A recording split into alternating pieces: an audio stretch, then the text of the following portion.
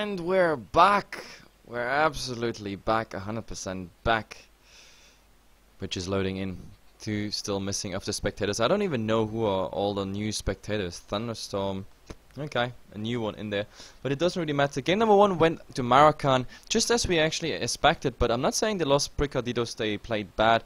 They just couldn't do anything against the push. There was so much sustain on the other side. I mean, they had a fast pipe. They had a fast mech, some nice split push coming out by the Nature's Prophet. And that all just pinned them down to the base. They couldn't really do anything. I mean, the Exorcism was just once offensively used in a team fight, and everything else was really just a desperate attempt to, defend whatever there's coming. But there were Forge Spirits, there were, of course, the Plague Wards, with a lot of aids spreading around all the time. Then we had the Treants, plus the Creep Waves, and the Razor did an awesome job also with the Plasma Fields, just zoning everyone out. I don't know, the Slaughter, it just didn't work out for him. He even failed on a solo gank on the Nature's Prophet.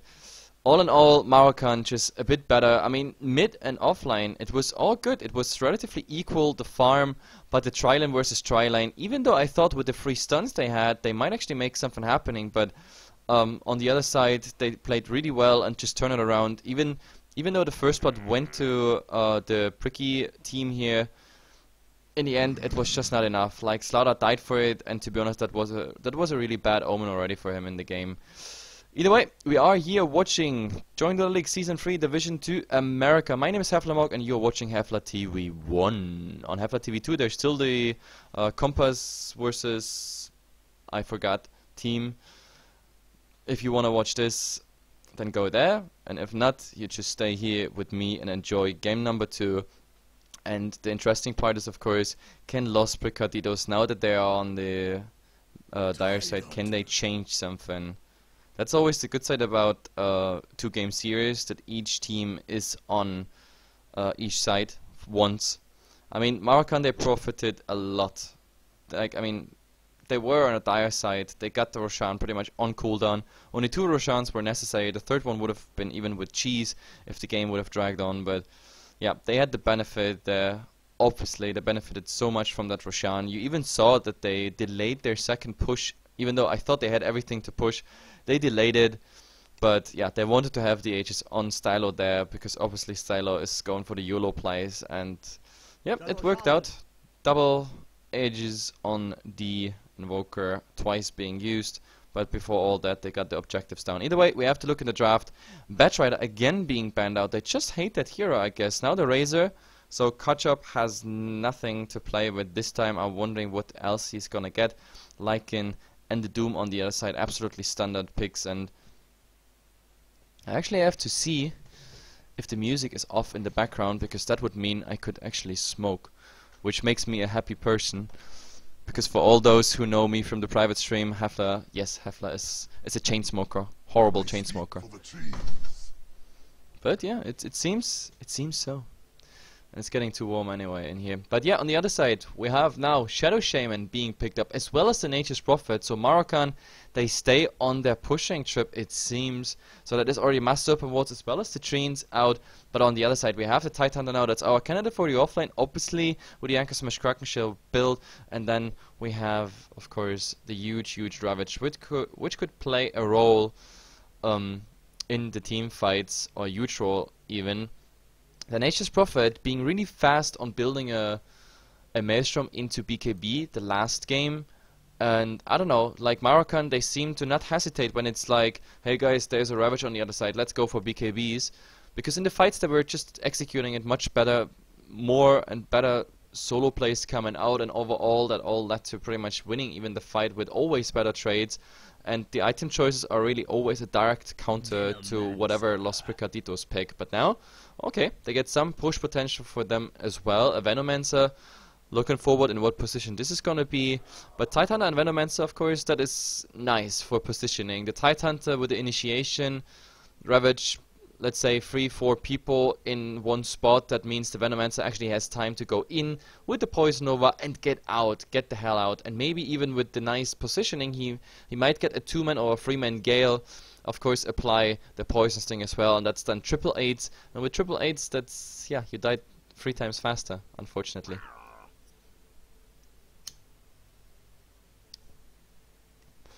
And let's see, second ban stage is coming, and what do we get? What do we get? More pushing is getting banned out, and more counter push is getting banned out. And I can absolutely understand it, because Nature's Prophet, he's working a lot with the trees. If he has a Tinker, like as counter push, like all the creep waves, all the work the Nature's Prophet is doing is pretty much getting destroyed by March of the Machines. Absolutely understand that ban. On the other side, we have a Death Prophet now banned out. Of course, the Death Prophet would be a bit overkill, I have to say. It would be a lot of overkill. So, yeah. This one, definitely a nice ban. That would just be too much. But either way, we have to see. We have 2 more bans to come. But at the moment, they kinda, I don't know.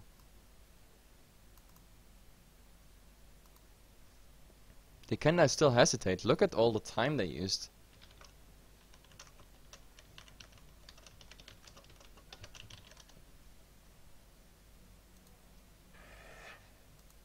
And some people already ask about the House of Gamers versus MIT. Who do you think will win? To be honest, I think both teams are very equal in performance. But if I'm not mistaken, like judging by the performance as of late, I think House of Gamers has the advantage there. Like those guys, they have been always good. And I don't know, MIT, I think their performance is fluctuating a bit more. So House of Gamers would be my guess. So for all those who always ask me like, Hefla, where do I put my rares on? Very easy. Just put them on House of Gamers. I think it's a good bet. But then again, I don't take any guarantees whatsoever. You can't sue me after I gave you all those tips. So don't be angry with me if it's not working out. In the end, it's all your items, all your bet. You have to see what's right. But House of Gamers would be my tip if I was betting rares. So, second ban stage is through. We have the Jakiro as well as the Skyref Mage. So now, I definitely like this one. Because Los Bricarditos, they say like, oh god, Maruchan, they already got 2 pushers. Like, if we would give them Death Prophet and Jakiro, like, we would not have any towers within 10 minutes or so. So, they really focus on that. And I can absolutely understand it. Absolutely understand this one. Mirana comes out instead, so we have this time the Mirana on Maruchan. Side means a Moonlight Shadow, some fishy arrows here and there. Could also be nice because we have at the moment, they're not the best setups for it, but it still works. We have a Sprout into an arrow, we have a Hex plus Shackle into an arrow. It could work out as a follow-up. It doesn't have to be the longest arrow of all times, but it could work. Let's see. Of course, there's much better setups. We can talk about a Bane or a Shadow Demon, but I mean, those sometimes they will just do.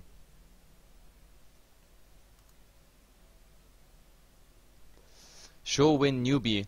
Well, newbie is not playing in the JDL, I'm sorry. That would be pretty amazing. Or actually, no, it would not be, because then the games would be like over in 20 minutes. Hashtag TI4 finals. Pricky, disband your team. Man, they're not playing too bad. I don't think that's too much of a big deal here, guys. Like, I think, yeah, I think they have a good chance still turning this around. Just a different laning stage. Like, if their Trident would not have failed, I'm pretty sure this game would not have been over in like 25-30 minutes. But let's see. I mean, the Weaver now is, of course, a hero. I don't know, he's kind of vulnerable against arrows, of course. Maybe we have a Nature's Prophet here with a Silence, with an Orchid. That would not be too bad. Also not against the Tidehunter. Shadow Shaman also quite dangerous. Disable on the Weaver. But overall, it's a squishy bug.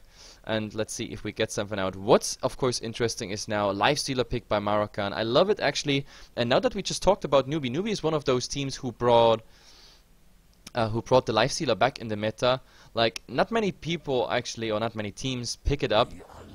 But here Maruchan does it, and of course we have some nice combinations. We have, for example, Mirana Infest Bomb, Nature's Prophet Infest Bomb. While I like the Nature's Prophet one the most. Like, really, just get the Lifestealer inside you. If you have somewhere vision, for example, a jungle, and you see a Tidehunter or Venomancer farming, bam, you just go for it, take the lifestealer with you, teleport in this direction, and it should be all fine. The Undying, by the way, the Undying is a quite nice counter pusher if you place the tombstone in the right position, because all the zombies are getting spawned, for example, off the drains that the Nature's Prophet provides, and he's also quite annoying, of course, with the decay, getting huge stacks of decay, and I don't know. Let's see how that turns out. Like, I'm really curious how the lifestealer is actually gonna work and who he's gonna lane against. If it's against Titan, for example, he's gonna have a hard job, as well as the Reaver. I mean, the Weaver can really annoy the hell out of a lifestealer till he gets some farm. Let's see how it works out and how Maruchan is gonna lane this. We have the last bun stage through. It's the Panda and the Invoker. So no Invoker this time, even though, I mean, the Invoker didn't do too much in this game. He was more focused on getting the Forge Spirits, then Cold Snap on a certain target that wants to get something through, like the Hoof Stomp of the Send. And besides that, he had some nice, like 2 or 3 Sunstrike kills, if I'm not mistaken.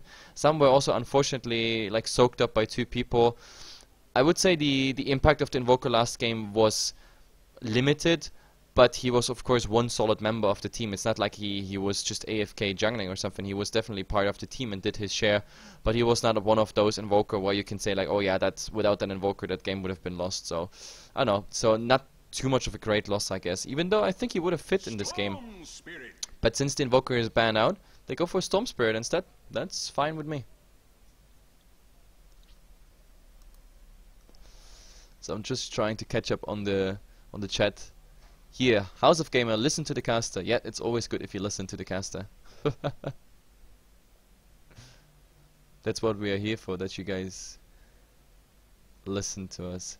But either way, last pick, and then we see what we got for game number 2 here in this 2-game series. But I mean, they still have 30 seconds. If they want, they can of course take the full amount of time. But no, it's a puck and a puck. Well, that's definitely interesting. It's pretty interesting against Lifestealer and Storm Spirit, as well as the Marana, because the Raining Rift, like the Silence, also interesting, of course, against the Nature's Prophet. When he's trying to TP out, a Raining Rift can interrupt this. So I definitely like the puck pickup here.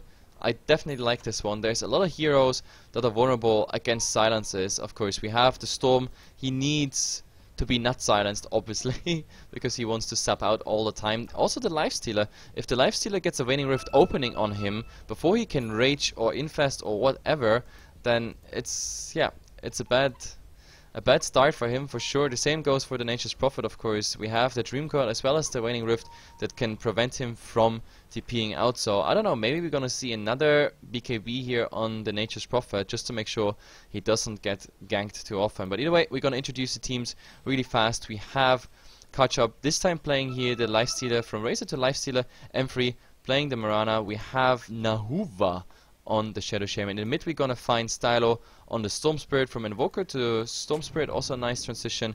And Lice is playing the Nature's Prophet here in the offlane. On the other side, we have Link playing the Weaver. This is Trident versus Trident against Slender on the Venomancer, and we have the Undying on Derp W. In the mid, we're gonna have the CTRX again on the Puck, and Nate 17 on the Tidehunter. And that's it. We're hopping into the game, and that should be pretty much it. We just wait for the creeps.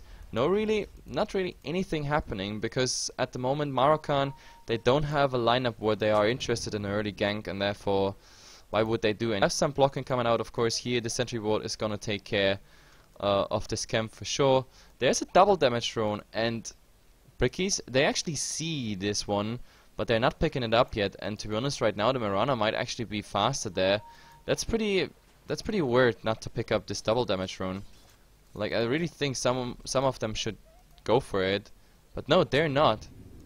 They're even doing the D-ward. Oh, but look at it.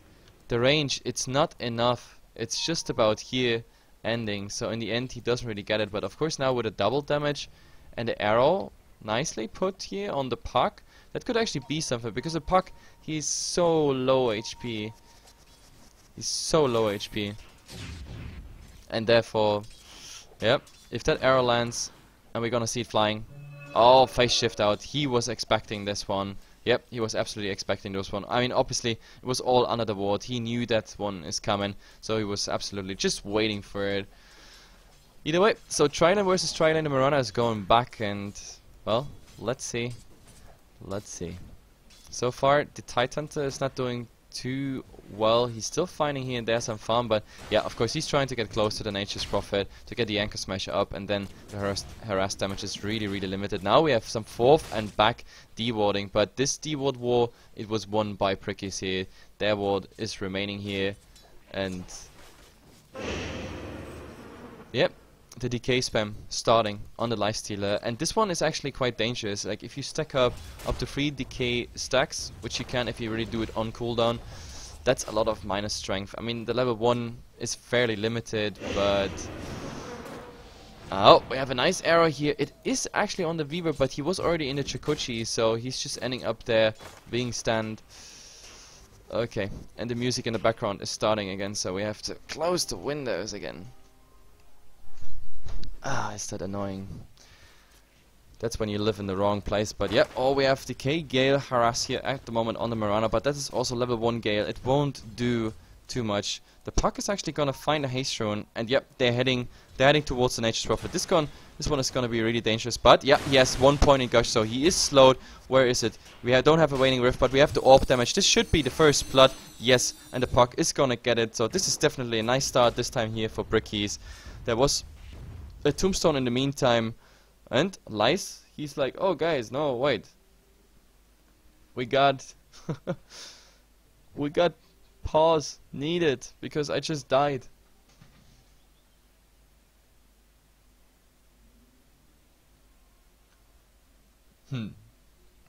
No reason even given. He was just asking for a second. Ah, now we know why.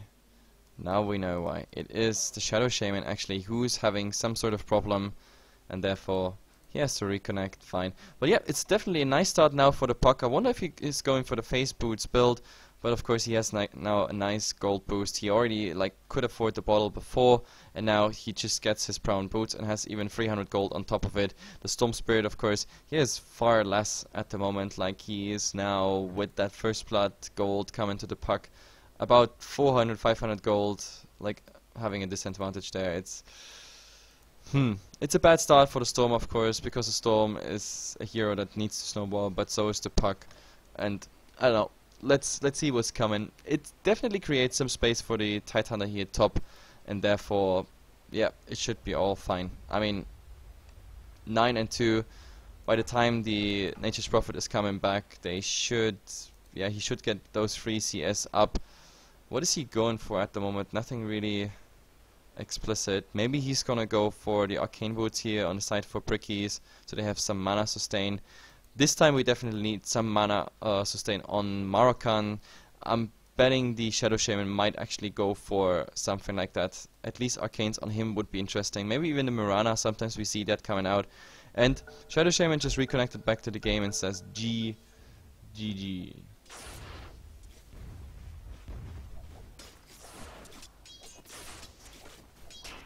This is Division 2. If you can't find the teams, then you're looking wrong.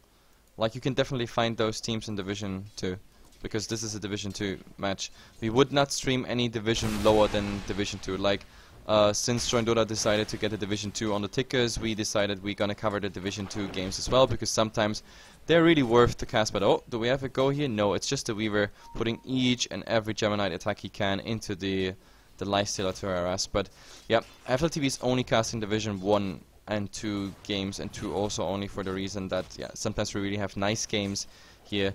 I don't know, Weaver is really trying to get desperately those Gemini attacks into the lifestealer, but he has to be careful, like not diving too much for it and getting like even the creep hits for it. But at the moment he can farm while the lifestealer is not finding too much. He's 7 and 1, while the Weaver is, for example, 17 and 2.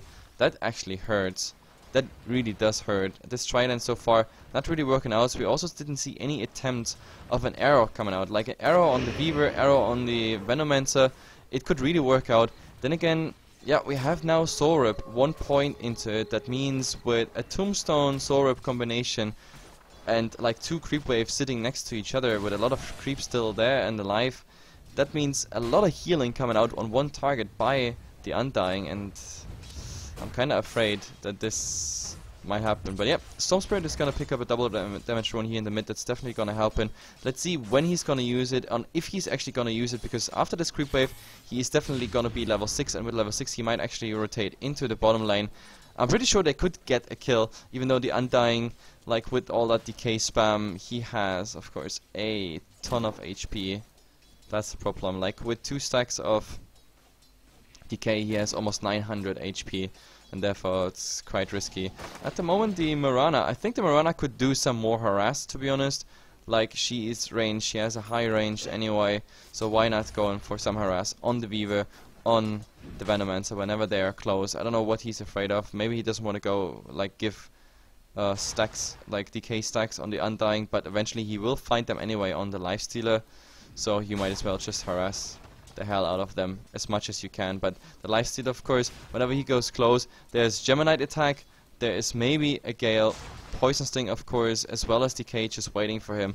That's, yep, it's very, very unpleasant. And there you see Storm using his double damage, but he remains in the mid. He doesn't want to go for anything. Nope, doesn't seem like it. In the game so far, after, except for this first, but oh, there's a nice stun here on the Undying, and he's exactly the one they need to go. But oh, they're not going for it. They're not going for it. They even turn it around here on the Shadow Shaman. He's definitely going down. Oh, nice one by the Mirana. Absolutely beautifully played. He's denying him. So no experience, no gold for you guys. That was a beautiful play by the Mirana. But I don't know why they did not, I don't know, commit to the Undying a bit more. Of course he healed himself up there with a Soul Rip. But if he would have shackled the Undying, I think they had enough right clicks to get through the Undying through, but they decided to get out of there. In the end, it's only Rasta who is dying, and now, oh, the Storm Spirit with the invisibility rune, and a nice arrow here on the Venomancer. He's definitely dying. He doesn't even have mana for it, and now, oh, the Weaver, that was a huge mistake, but still, he's getting out. Oh, he's supping after, and one more hit, there it is. That was beautifully executed here by the Storm Spirit. Beautifully done. So in the end, he definitely knew where is the Chakotchi, but they might actually go for the Nature's Prophet, and yes, there we go. Where's the Waning Rift? Dream Coil? No, they used the Ravage for it. They don't even need more. That's guaranteed kill. Why not? Why not using the Ravage? In the end, it's a 2-3 for Prickies here. Both of the mid-hero rotating. Yep, I think that was definitely worth it. Now the question is, do they want to go for something? I mean, there's obviously no mass up on boards here. 7 minutes would be a bit too fast for the Rasta being level 6. But, I don't know, seems like they still want to push, and at the moment, of course, they have the advantage that, like, the wards of, the Plague Wards of the Venomancer, they're not really helping. At the moment, they're only helping the enemy, but look at the Nature's Prophet, there we go. They want to go for towers, they want to go for objectives, and they should kill those wards, because you only need 2 hits for those wards, and it always gives you 16 to 17 gold. But there, oh, there's a go, Tombstone. And that poor Rasta, I don't know, he was a bit out of position there. In the end they get him, but of course it's an entire Dream Coil just wasted on him. Maybe there's some sort of turnaround with the arrow, but no, it seems like they really want to go back. They just go back under the tower. Yeah, Mirana has no mana anyway, so Nature's Prophet just back to farming. But it's definitely not looking as one-sided as game number 1. Now Maruchan actually has to struggle here. The laning, I don't know, with the first part on the Puck, like the Storm didn't explicitly lose his lane, but the Puck is definitely coming out as a winner on the mid lane, and the bottom lane can shut down the Lifestealer significantly. I mean, look at his farm, he pretty much got nothing. Boots of Speed and a magic one finish with a Stout Shield on top of it, that's pretty much nothing. The Puck pretty much secures most of the runes at the moment, and of course also the offlane, the Tidehunter still farming, having a ton of farm, and I don't know, he has arcanes. He's going into, yeah, he's going in to be the mech carrier. Like, just as I expected, the Tidehunter is definitely going to be the one, and he is 30 and 4 now. He has pretty much free farm, and I don't know, it's not looking good for Maruchan. They're getting shut down here. They're getting badly shut down.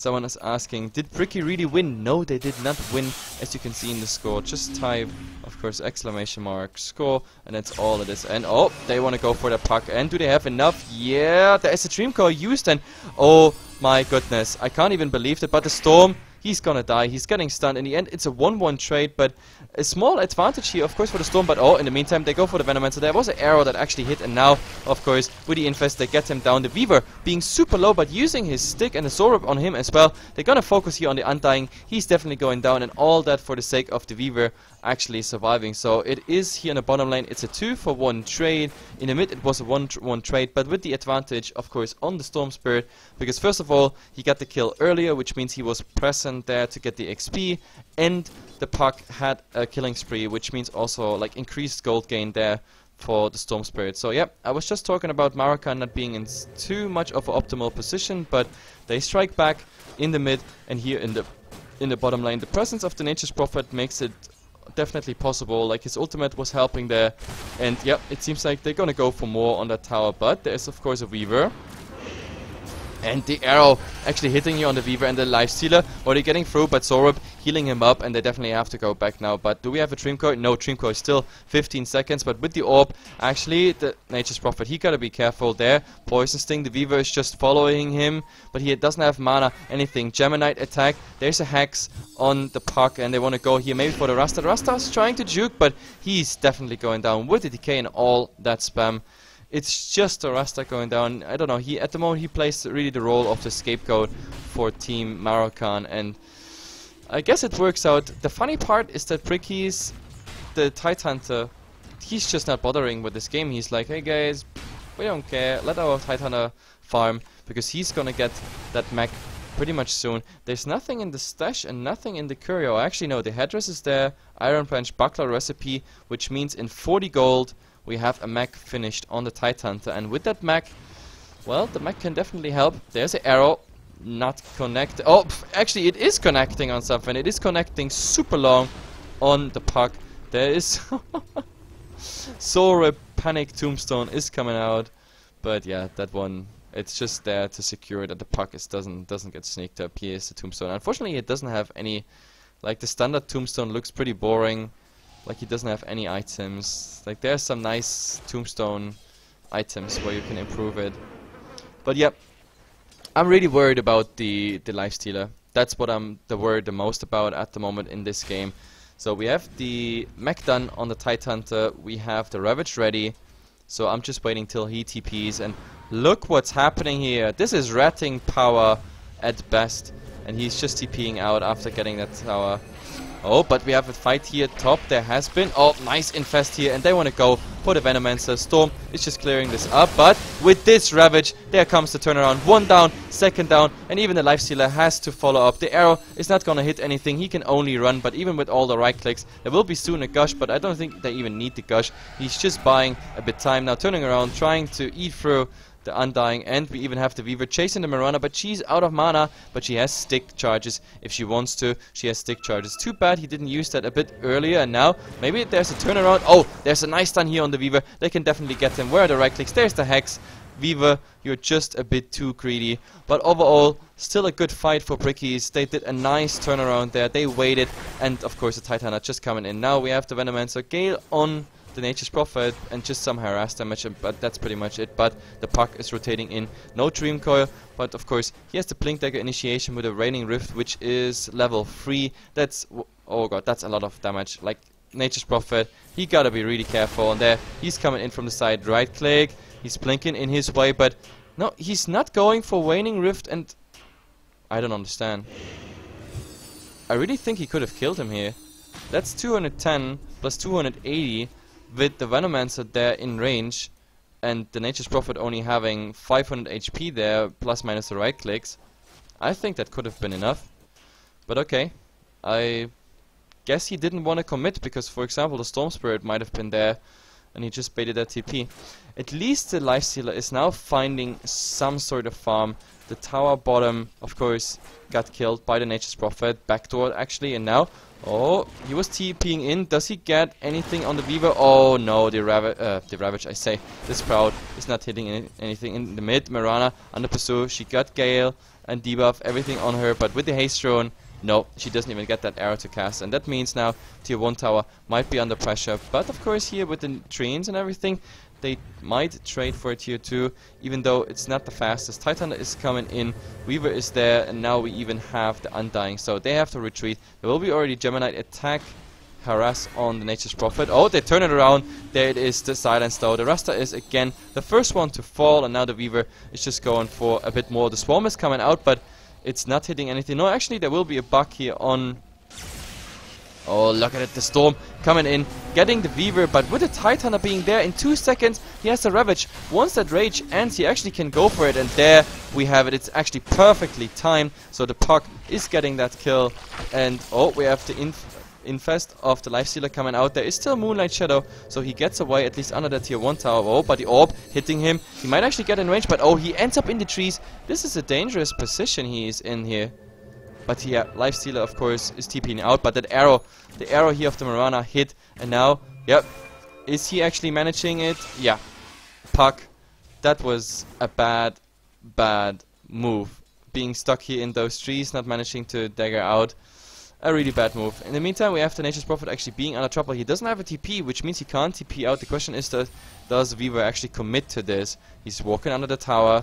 I don't know, is he trying to turn around? No, he can't really do anything. He maybe can hide himself in the Sprout. The last one was not Gemini attack. He's still trying, and he actually gets that kill. But there will be a rotation. Maybe the Storm Spirit. Yeah, locking him down under the tower. The tower is helping, of course. And yeah, it is in the end a 1-1 trade. I don't know, the Weaver and the Puck, like, they commit a lot to their kills. I have to say it. I mean, the Puck now, he really wanted that Lifestealer, and he lost his own life there for it. Now we have the Weaver chasing the Furion, but of course with the rotation of the Storm Spirit, I don't know.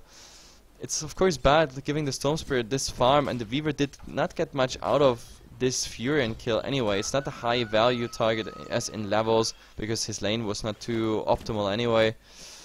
I don't know, let's see. We're 60 minutes in, we have to see the net worth, and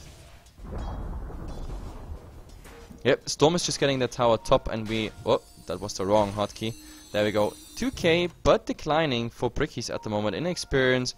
And when it comes to gold, well, 1000 it used to be for Brickies with all the tower and the better fights and the better trades, but Maruchan, they are making huge steps forward. Like in 1000 steps here, it's going forward. So, yeah, it might not look like it, but Maruchan definitely has the advantage at the moment.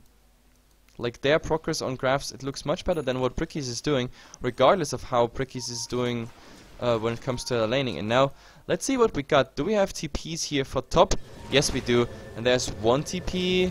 The second one, the Nature's Prophet, is coming in, but there's Puck and the Titan. And both of them, they have a dagger, and therefore, yeah, I don't think that's a good idea. We have... Oh, the Treants. The Treants are scouting out what's happening here on the Roshan. Of course, I told you in the draft, Bricky's now having the advantage just by being on the Dire side. And with the Venomancer and the Titan maybe tanking it, I think they could go for Roshan, but they have to be, of course, careful. There's a Nature's Prophet who could go any time into it. And there's, of course, also a Storm... I don't know. That could snatch the Aegis. It's a very dangerous endeavor to go for Roshan here against this team when it's so equal without a pick-off before.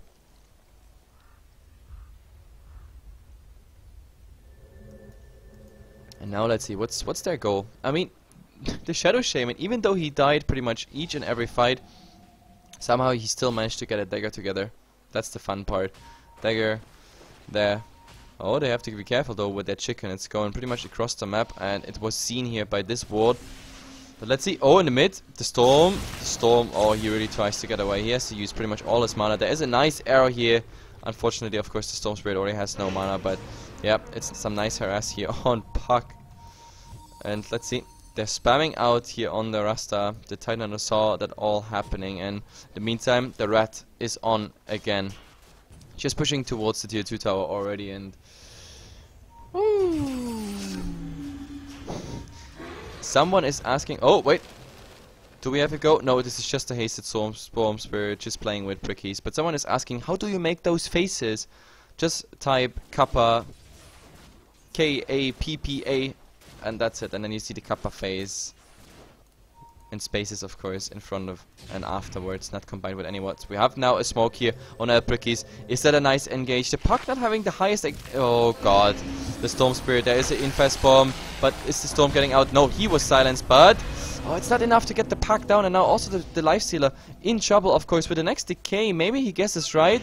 No, they're trying, but of course we have top.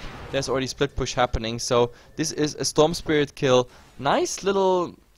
I don't know, that was a nice little play by Brickies. They're waiting high ground here, like 2 of them stood here, and as soon as the Storm Spirit was exactly here, he just got a Waning Rift directly in his face, and he couldn't do anything. There were 4 heroes just punching him in the face, and yep, when you're silenced as a Storm Spirit, you can't really do much.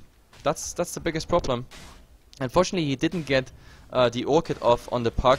That might have actually killed the puck, because the puck really just survived because of the phase shift against the Lifestealer. But I mean, the good thing is, or the good news for Maruchan is, of course, the Lifestealer. He survived, and yeah, he's the one who has eventually to carry this game, and therefore it's good that he's managing. Now we have some stacking going on here in the jungle. Like, this camp actually failed, this one was successful. But yeah, who's the one who's getting it? Well, actually it's Lifestealer. Okay. But I mean, look at his farm. His farm is really... level 9 on a tri-lane here, Helm of Iron Will with face boots and finished drums. It's okay. I mean, he gets stats, he gets armor up at the moment. But yeah, like, just imagine this Lifestealer would have been free farming with, for example, a Midas by now, or Midas Ticken. He would have probably have, like, already the drums, face boots, and working on Sanga Yasha for a race car build or anything like that. But nope. At the moment it's not really happening, but oh, they go here on the puck. He's silenced, and the arrow actually not connecting, but they don't even need to. Nature's Prophet is gonna get that kill just with his nice bounces of the ultimate. He's gonna do some split push top, while of course Brickies is working on a tier 1 bottom. The cliff has been used. Now the question is, do they answer to this aggression? Like, there will be one answer top, so that Nature's Prophet can't really do anything. But here bottom, they're not pursuing this. Tidehunter, he's not keeping on pushing, no. Instead they go for the mid. Also now the Dire Cliff has been used. The Treen's still working on the tier 2 tower, and in the mid, look at the tower going down. Rasta, oh, he's just TPing out. We still have, of course, Stylo, and yep, they get it. Oh, they might actually go, yes, for the Venomancer. What a nice arrow, just catching him, and in the end, he's just going to just TP out after the work is done. And even top, look at it, the rat is back. He's just going for them, chipping away right clicks. He has a Blink Dagger, and therefore easy to get away. This is Bulldog style at its best. The Furion is gonna do so much work in this game, it seems. I definitely like what he's doing here. I absolutely like it. This is Red Dota at its finest. He's applying so much pressure. Like, even that backdoor tier 1, that was so amazing, to be honest. But either way, let's see what else is happening. We have the Lifestealer here farming some jungle. He's actually now, of course, with the towers and everything, getting some farm. There will be also something in the courier. Yes, it's the completed armlet, finished right now. And yeah, of course, that's the good thing about a rat. Once the tier 2 top is down and they rotate it there, you're just going bottom and you just keep on doing what you do all the time. And I don't know what the Tidehunter just did, but he just anchor smashed the air around him. So the air can't do that much damage anymore. I don't know what it was, but yeah, Nature's Prophet hiding. It's getting a bit too nutty here, so no, he's definitely going out there. But in the meantime, they have everything they need because space is created. And if you compare those people who can actually contest the Lifestealer then later, like when it comes to who is gonna carry this, we have Orco Club, drums on the Weaver. Even the Weaver not having too much farm. Oh, but the Storm Spirit is going, and he actually wanted to go for Slander there. The Orchid was already up, but now he's trying, I don't know, to get rid of that bug, and then just, yeah, he is a haste drone, so no way the Weaver can actually chase him. But I like to see that the Storm Spirit is going for some solo action. He's gonna use all his bottle, but I think he's gonna end up, yeah, farming that camp, maybe. Yeah, there it is. Remnant, boom. He's really trying to get that farm done and then go back to the base for a new gank. I mean, right now, I think he can still solo kill the puck. Even with the strength PTs, the puck is not having too much HP. That's 1000 with the Orchid. Nice initiation, maybe some collateral damage before, like we have it right now here. Just 700 HP. The Storm definitely can solo the puck, so if the puck is, for example, rotating against the Nature's Prophet, that might actually work out. Maruchan has one problem though now when it comes to red Dota, like they don't really have somewhere to go. Or actually now they have somewhere to go, but it would also mean high ground, and high ground is always much harder than tier 1s, tier 2s, etc. And talking about tier 1s, Brickies, they want their first one. This is the first tier 1 tower for Brickies, and look at the same time, tier 3 tower already getting damaged. Lice is hitting it as well as Nahuva, plus the Mass Serpent wards now. We have the Life Stealer as well. They do significant damage to it, but of course now they go back and oh, nice arrow here on the Weaver. It actually hit him, but Sorup just healing him up. The ward's still doing some damage. Yeah, he's also steering them for the tower. So in the end the tower is getting about 60% damage. In the meantime we have Storm with the Infest Bomb top.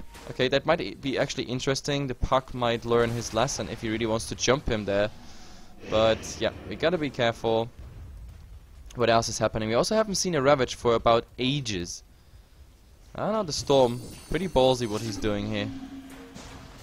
Maybe the Weaver, he doesn't have vision. No, the Weaver could help himself, of course, in a Chikuchi. Maybe the Titan, that would be a nice target. Yep, and he's blinking on him.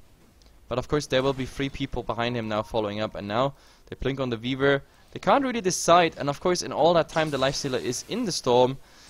It's downtime for him. He doesn't farm in the meantime. That's a big downside, of course. But let's see. Eventually they're gonna find the target. Eventually also they're gonna like spread Brickies off, because look at the split push coming out here by the Nature's Prophet. Even Undying is not a hero that can do much against split push. Like maybe if he uses the Tombstone, but look at the Treants. The Treants are at the moment not getting microed. He's not attacking the tower with it. That's of course pretty sad. He was just clicking auto attack on them, I guess. Going for the next target or just clicking on the hero or whatever. And now we have a go here, but it's directly in a puck. And let's see who's getting silenced now. The puck. Does he manage it out? No. But there's a Kiilstofte, maybe after the Kiilstofte, but no, the Remnant also getting him. So it's a 2-for-0 trade in the end. That was definitely a nice gang. That could mean now that they go high ground. Let's see how are the Mass Serpent wards. They are ready again. Unfortunately, they're not level 11 yet, so this is not level 2. But also, it should be fine. Maybe even with some split push here in the mid. There's creeps coming. Maybe Lifestealer is gonna do something here, at least on the tower. 1, 2, 3 hits. No, he's not. Then top. Yes, there Mass Serpent wards are coming. Arrow is scouting here in the base, not gonna find anything. And yeah, also the top tower is now gonna lose a bit. Lifestealer is staying in the mid, just doing the split push, applying even more pressure. The cliff has been used, and now without the cliff, oh god, it's really gonna hurt. Lifestealer in the mid. Oh well, he's just managing to push out. I don't know. The Venomancer to stop him. Titan is gonna eat an arrow, but in the end the tower just getting like not even 50% damage. Some split push coming here bottom. Tower, of course, tier 2 tower has fallen.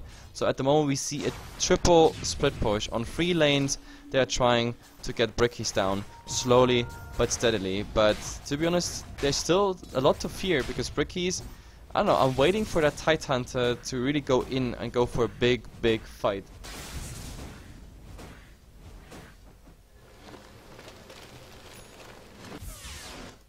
But I don't know, what's the next step? Can Maruchan keep up the split push? It doesn't seem like it. They just head out. I mean, Roshan. This is Roshan number 2. I think. It should be. Is that Roshan 1, 2? No, nobody had the ages yet. If I'm not mistaken. Either way, but yeah, Roshan is still something to go for. 28 minutes in. We have to look at the crafts again. Look at this. 5,000 XP. 6,000 dish actually. And when it comes to gold, of course, without all those towers and just one tier 2 tower killed by Brickies, 14k. 14k, that really hurts. And now, oh, Furion, you gotta be careful. But yeah, instant blink out in the other direction. And I don't know, Brickies, it's...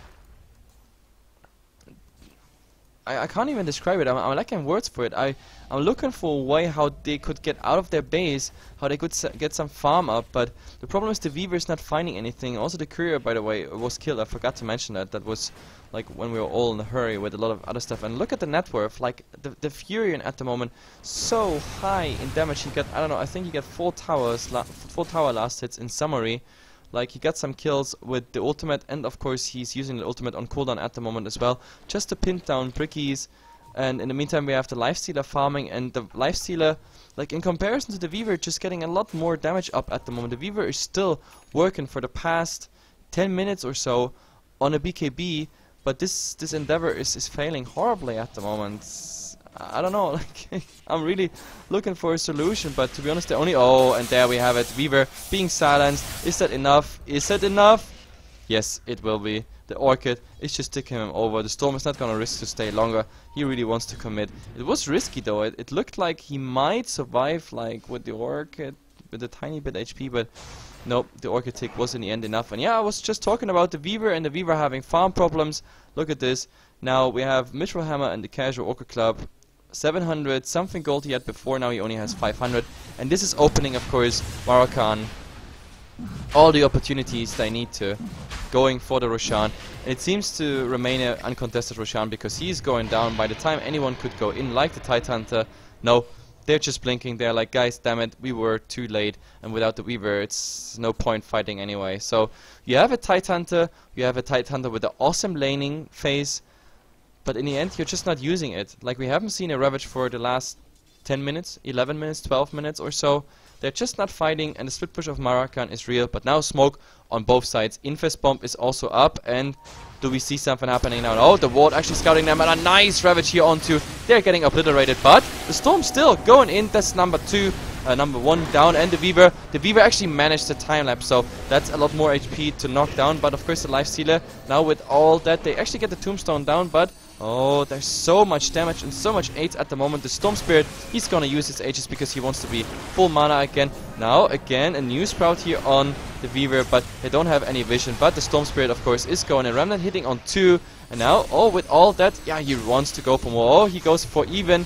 Wants a third one, but this one is actually getting close. He's gonna pay with his life for it. That's also a mega kill going down, as well as the mega kill of the Tidehunter. So, I mean, in the end, for the Storm, definitely worth it. Maruchan also taking over the lead here, and in the end, even the Nature's Prophet just TPing after a buyback on the Weaver, getting that kill. The Mirana, by the way, that's surprising. The Mirana actually made it out here. Like, I thought she has the Poison Nova plus Poison Sting on her, plus a bug. But it was apparently not enough to kill her. She was running out of the screen and had to show the rest. But anyway, 21 and 19. That was a crazy fight. I mean, not much was happening when it comes to pushing tower, going for objectives, etc.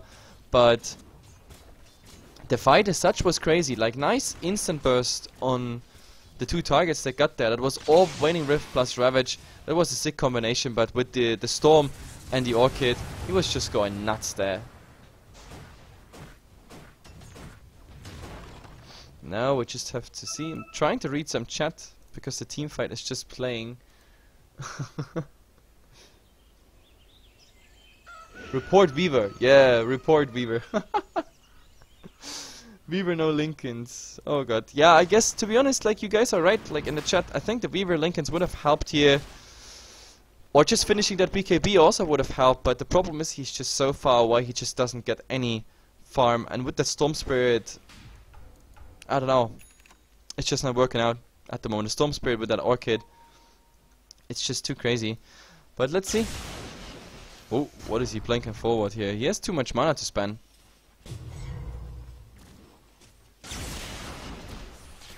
What a farm stealer. Look at this Storm. He's like, oh, you just started a neutral camp. Let me just finish it for you. Because I'm a sexy devil. And Venomancer. But they didn't scout him out now. They actually... Nope, just a Mirana Plink, but they're not actually going for it. We have the Nature's Prophet is going to go in any lane. Is it top? No, he's going to go bottom.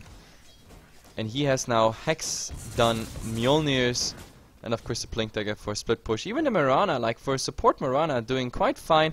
I mean, the mech coming out far slower than this one of the Tidehunter, but sure, it's a Mirana with a 4-staff and a mech. Perfect utility.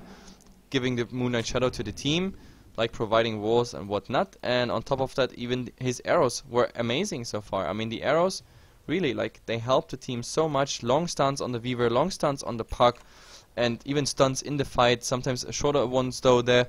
But yeah, let's see. The Storm actually, he finished now a Bloodstone. It's too bad he didn't have it earlier, because he would have had a crazy amount of charges by now. But oh, they want to go in the mid. There is, oh my god, the puck. He fucked up his Waning Rift. He used it too early, but still, the fight is going. The Storm is going down, but the Tidehunter is most likely gonna die. No, actually, the poor Naix is getting stunned here, and now he has no rage, no nothing. He's just going for them, and even with the Mass Serpent Wards, they can't really do anything.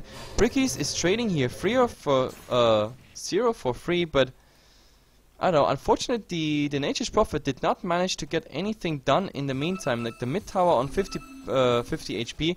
Now he's going top, but there is, yeah, the Undying still there with his ultimate. So I don't think they can do much. But yeah, Brickies is keeping himself in the game, and that is also, of course, the BKB was ready for this fight for the Weaver, and you saw this time it helped. But whoa, this one was so close. The arrow almost hit there on the Weaver, just soaked up. I don't know. Maybe now, with a Hex, the Nature's Prophet is trying to, but Chikuchi, and he's staying really on the side. It's daytime, so not much fog of war to hide, but still, it's just too fast. Roshan, oh wow, the respawn timer, 5 minutes, it says, woo. I always wonder why they announce it so early. 5 minutes is still a long way to go. But yeah, we have to see what influence that craft, that had on the craft, and look at it. From 10k to 6k down. Maruchan lost a ton of XP here. When it comes to gold, not so much. And the Tidehunter is getting a kill on the Nature's Prophet. What the hell did he do here? What did he do in the base? Was it a courier snipe attempt? Oh, but now the Tidehunter is actually might find the Shadow Shaman. There has been a gush.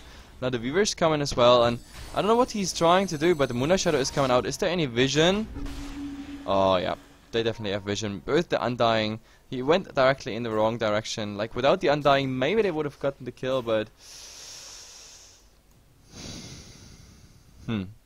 But yeah, for this fight in the mid, I guess all the HeflaTV subscribers, they can use their subscription and spam the 322 emote, because that fight actually brought Brickies, I wouldn't say back in the game, because the gold difference is still huge, and just because you died there once doesn't mean you lose the game. But yeah, the fight showed what happens if Brickies actually gives the whole thing a bit initiative. Like, just, you know, getting the balls for initiating on Maruchan instead of letting Maruchan dictate where it goes. That is also now a tier 2 tower town, which means, yeah, with a tier 2, with a tier 1 gun in the mid, I don't know.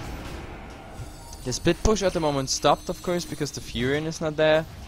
That kill was high value kill, to say the least. The Storm Spirit's still a bit on the hunt, but you don't really want to go in there, because also the Titan are having Ravage again, as well as the Refresher Orb now. And this really hurts. This really hurts.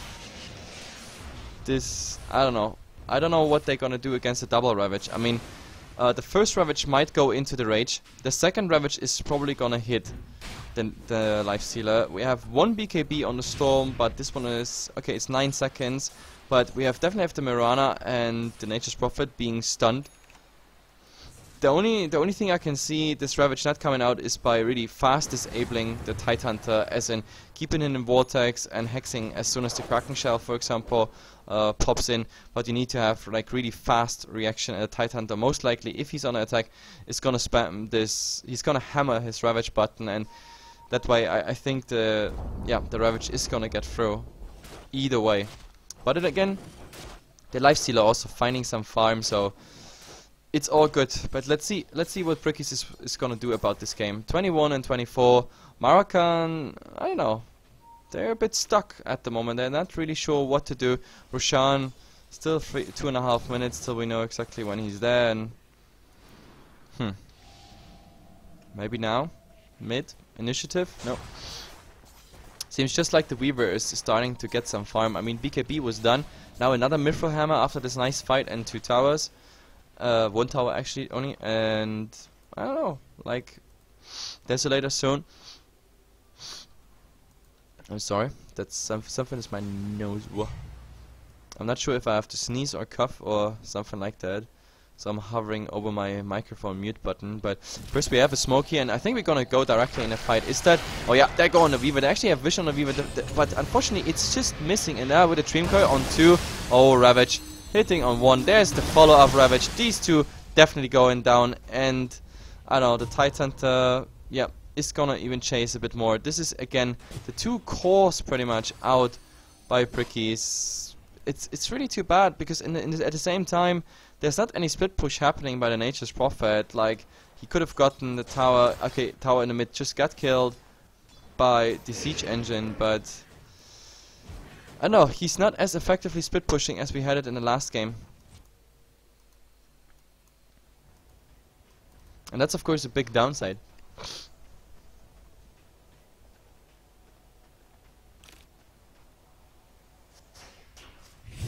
And please guys, don't spam your Twitch channels whatsoever here. Nobody's really interested in it, because people that are here, they want to watch a game. If that game is over, then I don't know, make your advertisement of your stream somewhere else. Like, you will always, if there's a chat mod or someone, they will always ban you, and if I see it, I will ban you as well. So nobody really cares about Twitch channels. Either way, back to the game. 21 and 26, we gotta look at the graph. The experience is pretty much nullified, like it's absolutely equal now. We have in gold, well, they're steadily losing gold. It's not as much as I thought actually, but it's still, it's quite something. And I don't know, compared to the level, I mean, they're really catching up. 17, 18, 19 and 16 here, and only Slender here on the support Venomancer is doing quite shitty with the levels. But everything else, they're like, yep, heading forward. And oh, we had Roshan just respawn in a second. They wanted to go in there, but yep. This Roshan, to be honest, I think this Roshan might be the decisive factor in this game, because they want to go for this Roshan. They want to secure it. And if Maruchan is securing it, for example on the Storm, that might actually be a bad outcome.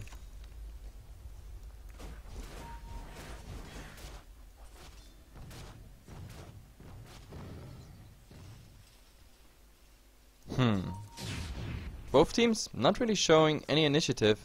Like, I had that feeling last game, and I mean by Brickies, like, or off Brickies actually, that they like passive gaming, like to farm, like to come back on certain things. But to be honest, in the first game I explained it with the reason that they were pinned down by split push. This time the split push is pretty much shut down, because the Furion is just too afraid to die somewhere, and he actually went for the right click build. Like, I think this game, like last game he went for a BKB, I think this game a BKB would have been better than the Desolator, for example. Or a Mjolnir's, like either or. Like a BKB really would have helped. Maybe he's gonna replace the Hand of Midas with a BKB, but he needs something against the entire thing. And the arrow actually missing on Roshan, wow, that's a bad thing. But oh my god, this is gonna be a horrible fight, because Double Ravage is available, and I don't know. The Plague Wards are getting killed by the other wards inside, so Mass Serpents versus Plague. But yep, it seems like they're going back. Unfortunately, Lifestealer even spending his open wounds there on Roshan, so he's not getting any HP back. Look at this, like he's just not getting any HP back on this one, so he has to be careful as well that the Mikeys are not, the Brickies are not Mikeys. Why do I say Mikeys? That they're not initiating. And now, oh, the Storm Spirit, he's going for Slander. He just wants that kill and get the hell out of there. And with the Soul Rip, no! Oh, the Pipe even used Pipe, Mech, Soul Rip. So much healing and so much absorb. The Lifestealer still trying to sneak down Roshan, but Nature's Prophet, in the meantime, the rat is real, but he might actually get, yep, that's why I say maybe a BKB would have been fine. With a BKB, he could have just TP'd out there, but at least they get the Roshan in the meantime. And now, oh, do they get something on the Weaver? The Weaver actually using his, oh god, that's the time-lapse being used. Maybe he's managing to snatch anything. No, he's not. And there's the Ravage. Ravage number 1. The Lifestealer actually dying. But oh, with all that, no, the Storm. He's definitely going down. Nature's Prophet using his ultimate. Maybe we have some lucky bounces. No, the Storm Spirit now coming back. Is he going for something? I mean, he has to go for crucial targets. Like, for example, the Puck. And the Puck, he's getting silenced now. But Storm, he's almost out of mana. Like, he has to get the hell out of here. He has to go so fast out here. He's trying to stall a bit time now along Sub, Moonlight, Shadow. They don't have any vision now with the Bug dying as soon as the target is invisible. And now we actually had a buyback here on Nature's Prophet. Do they have vision? He needs a BKB. He needs a BKB so badly. Now he's blinking out, but the Puck, they're still chasing him. They're just still chasing him, and now they just go the other way around and they try to. This is 100 seconds out, and that all only for a range track. So Roshan taken, but fight lost. Then Top Rex taken, but a buyback spent. I'm not really sure Maruchan's tactic is really worth it. These buybacks, Roshan, the lifestealer dying there again. To be honest, I think the biggest mistake we saw around this rush fight, that this sneaky rush that went on for about 10 minutes or 5 minutes, 6-7 minutes.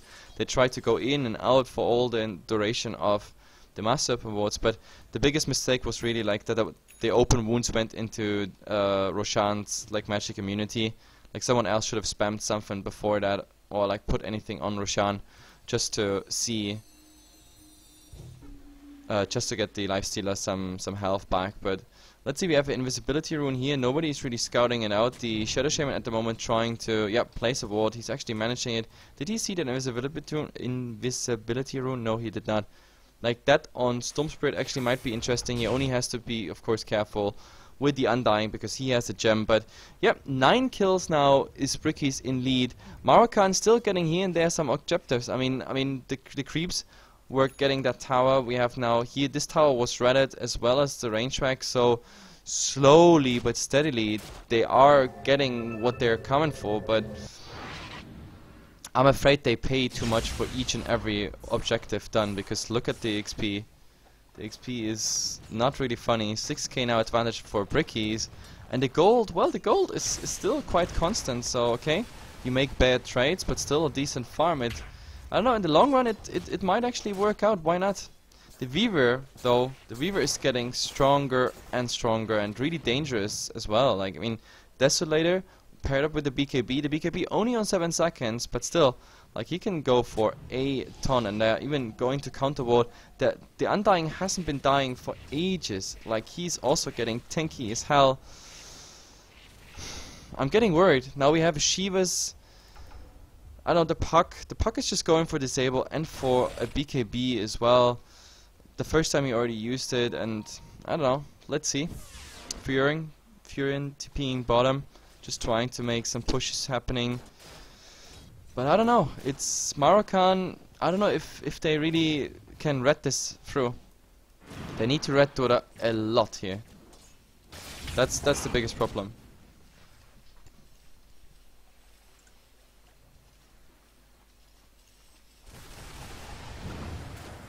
So I just had to take a sip of my tea, because solo casting all the time it just goes for my voice.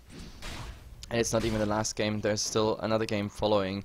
I don't know, I have to actually check how much time do we have left till the next game. It's not even that much.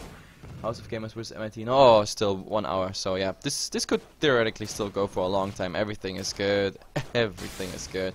But of course, let's see what's happening here in the meantime. I mean, 47 minutes. Roshan is not the option to fight at the moment. Pickups are not really happening because Brickies, they all stay together, and I don't know. It's at the moment Maruchan is just pushing the creep waves away wherever they can. The problem is that Brickies at the start, oh, we have a go here on the lifestealer. Does he get his rage through? Yes, he gets the rage through, and he's TPing out. They have nothing against it. They have no bash whatsoever. And therefore, yep, easy out for the lifestealer. The Storm Spirit in the meantime also a bit split pushing now. But let's see. I think Brickies might show a life sign and just go mid here. Or will he? Oh, that was already a split push attempt by the Weaver. The Weaver is already waiting there, well aware of the fact that, yeah, they can't really risk going in there. Also the Venomancer, like, they can't really leave their base again. They're coming to a point where they're again pinned down in the base. And I'm afraid that, I don't know, like with all the pushing potential coming out by Maruchan, it reminds me too much of game 1. But then again, when it comes to kills and farm and experience, Brickies is doing much better at the moment than Maruchan. So I don't know. Like this lifestealer also, what else is he going for? Like he has 2.2k, he probably is gonna save that for buybacks, because they are very likely to die against this Tidehunter. I mean, this is Shiva's Ravage, Anchor Smash Gush maybe in between, Refresher and another Shiva's, another Ravage, another Gush, another Anchor Smash, and he has almost enough mana pool for the entire thing to cast. If you count it all together, it should be enough. And this is a dangerous combination, especially if he gets it on multiple targets. Plus, before that, there was only like the magical burst and whatnot, but now we have a Weaver as well with a Gemini attack and of course a Desolator. 4,000 gold on top, so he's just looking better and better, this Weaver.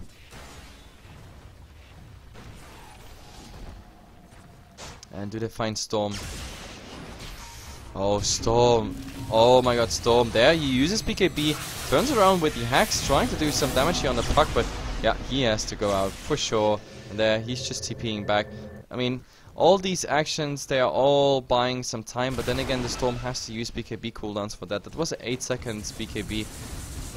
I don't know if that's really worth it. I mean, Nature's Prophet, is he gonna do some damage on the tower? Slowly, but steadily. The Weaver is coming in, and of course also the Weaver is benefiting from the fact that there's more and more creeps pushing towards him. That's the only reason he actually finds some farm. Now, he's coming top. Not sending any creeps in there, unfortunately, but look at this. Like, this is hashtag turtle all the way. This is crazy turtling.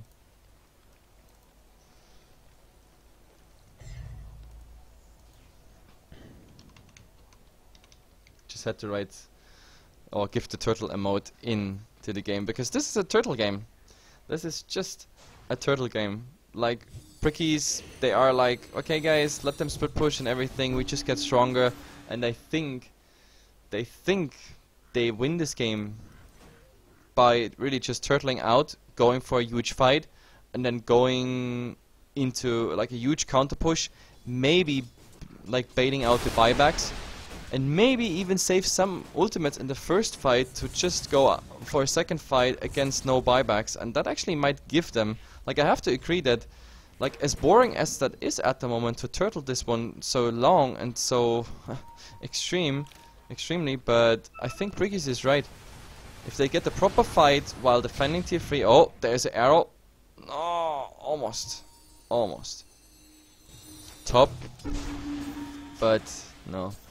The split push, not really successful. Nope, that really won't work out. But in the mid, maybe we have some pressure now in the mid.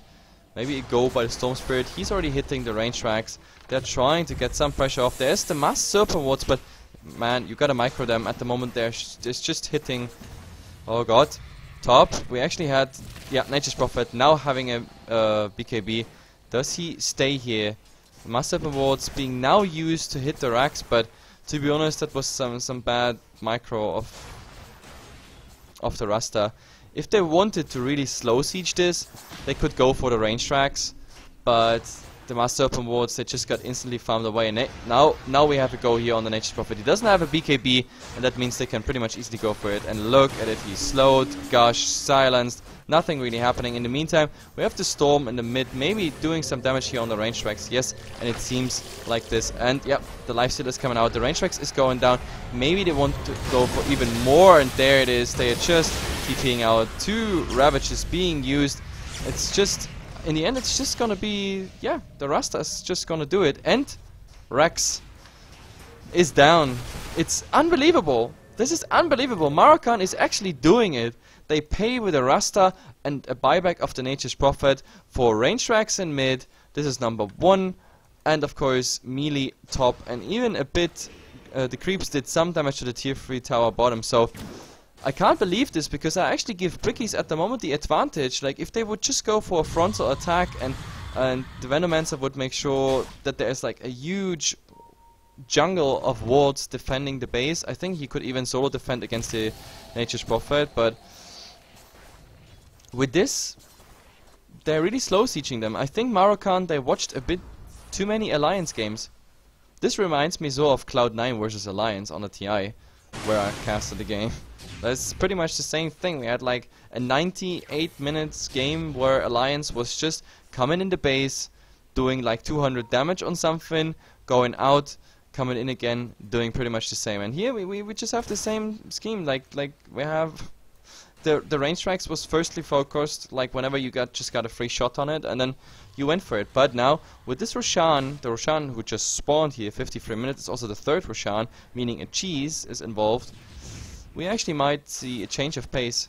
That Aegis on Bricky's side might be interesting, or of course that Aegis on the other side might be interesting, but now the Lifestealer actually might find the Undying plus the Weaver there. But to be honest, at the moment those three,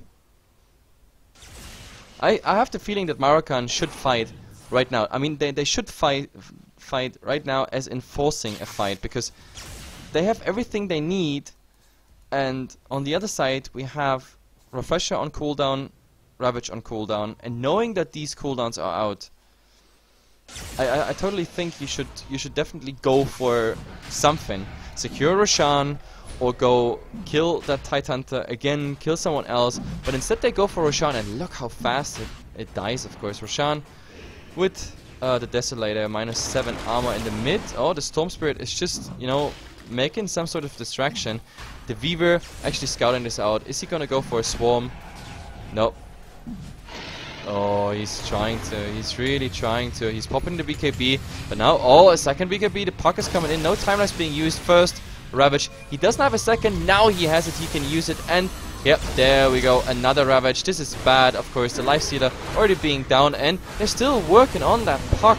But Jesus Christ, now in the end, he's going down, as well as the poor little Mirana right now. There's no buyback on the Nature's Prophet. Now the Storm Spirit, he's trying to make something happening on the Undying, but the Undying pretty tanky so far. Is there another Soul Rip? No, he actually gets the dominating streak on him. Slender in the meantime, he's also dying, and yep, he even got that gem. Is actually quite nice. Oh, but he's silenced. He has to be careful with that silence. That's really dangerous, but no, he's actually managing to sub out just like that. There's one more Poison Sting on him, but they can't really do anything. Or the puck, no, he's losing, using the last bit of mana. So in the end, too bad the Nature's Prophet was actually part of that fight, because he could have Rexed the mid.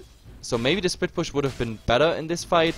But yeah, Roshan is going to Radiance. The Aegis instantly being used on the Storm Spirit. The Storm Spirit getting 2 support skill in return there. The puck actually he bought back for that fight. And I don't know, at least they also conquered the gem. So when it comes to objectives, nothing really moved forward. The Aegis is also not going to be part of the entire thing. Actually, who got the cheese? Oh, the Lifestealer actually still has the cheese. I thought he used it or somewhat in the fight, but no, the cheese is still there.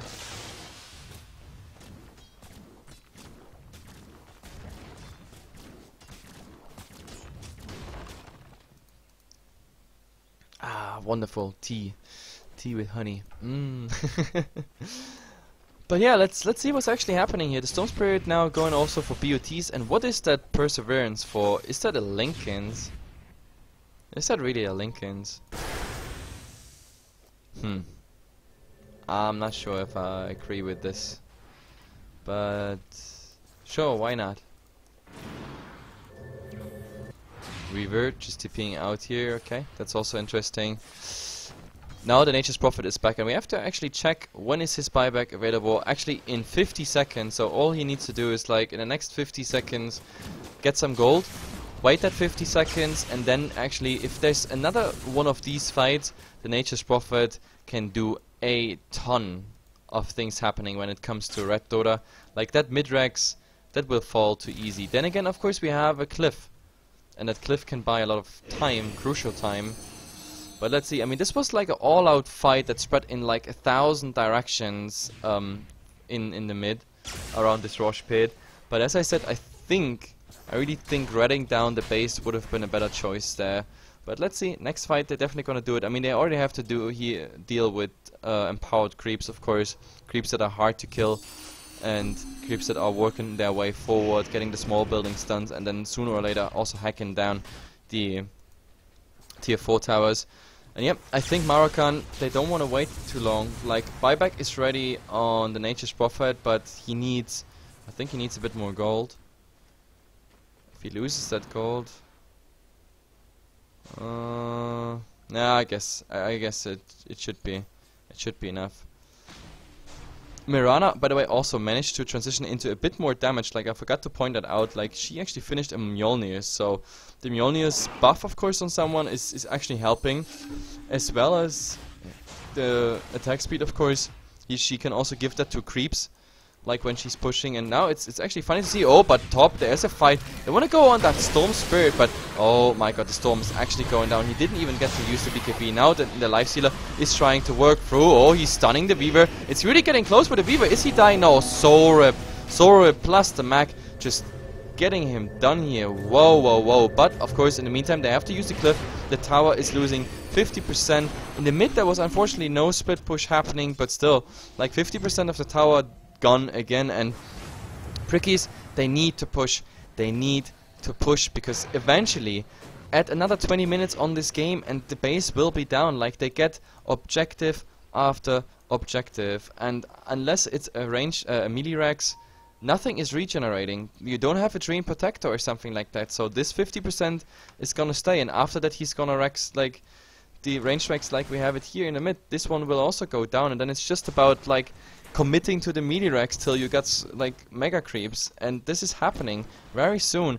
Now we have actually Undying and the Weaver just going a bit forward, but by the time they're gonna reach a tier 2 tower, like the Lifestealer as well as the Storm Spirit, they're just coming back. The only downside, of course, with the Storm Spirit is that, like, his Bloodstone, I don't know, that pick of... It was really sad, because he had so many kills before he picked up the Bloodstone. He went Orchid first. He would have had, I don't know, 30 charges or so if he went for Bloodstone first, for example, but then again, he needed that Orchid against the Puck and the Weaver, and it turned out really nice. But yeah, now, only on 4 charges, that is, of course, not very optimal. You want to have at least like those 6-8 charges as a minimum, and everything above is of course very much appreciated.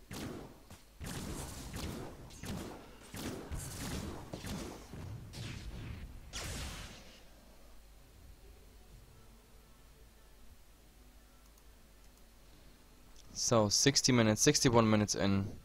We have to look at the crafts again. I'm actually looking forward to see the XP. Yeah, the XP almost completely turn around. 10k into almost 14k on the other side. When it comes to gold, and that's the funny part, Maruchan is staying stable. So Brickies, they are fine with the levels and everything. I mean, look at it. They have 3 heroes now, 2 heroes on 25. Then we have 2 heroes also on 25. So at the moment, the difference is really the difference in the supports.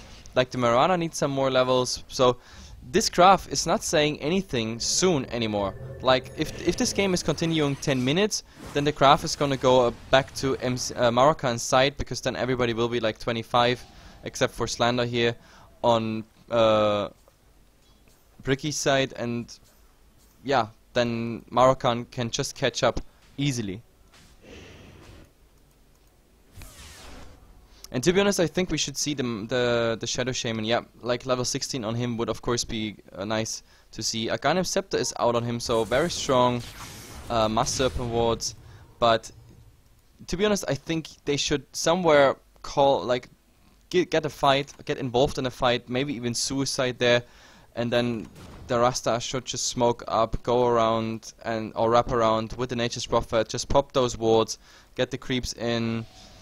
And, I don't know, right-click a Rex down in a sacrifice mode. That might be, to be honest, right now a smart decision. But then again, you also don't want to force it and risk something. And oh, look what the Nature's Prophet is doing. And he's just TPing out. And look at this.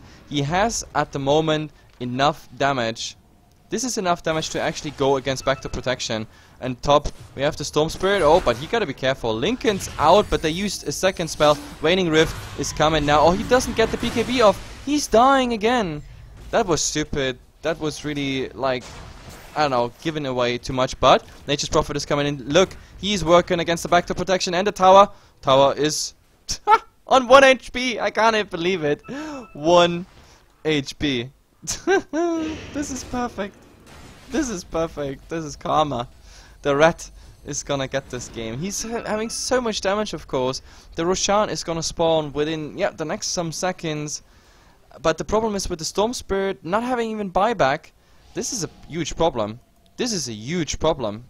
I really hope they are not throwing this game on this one, because, yeah, I don't know, Storm, he bought the Lincolns, he got the Lincolns, and he thought like, oh, look, YOLO, I got a BKB and the Lincolns are gonna survive, but he got double hexed and then silenced, and I don't know, like, he should have just smashed that BKB and just stepped the hell out of here.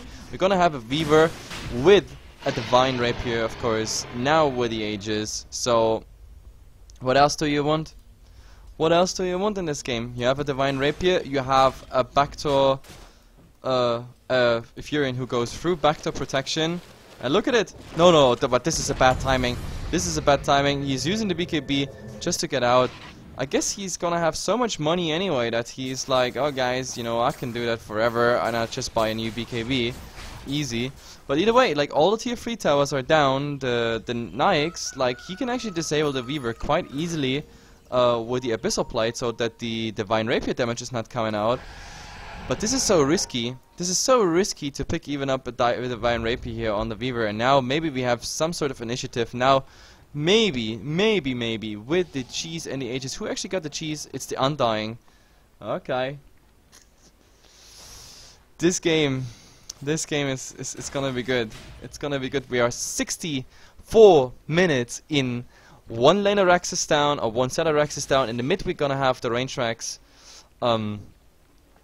It's down, and the next one to fall is this one. But the funny part is we have a Nature's Prophet who is backdooring even against Rex.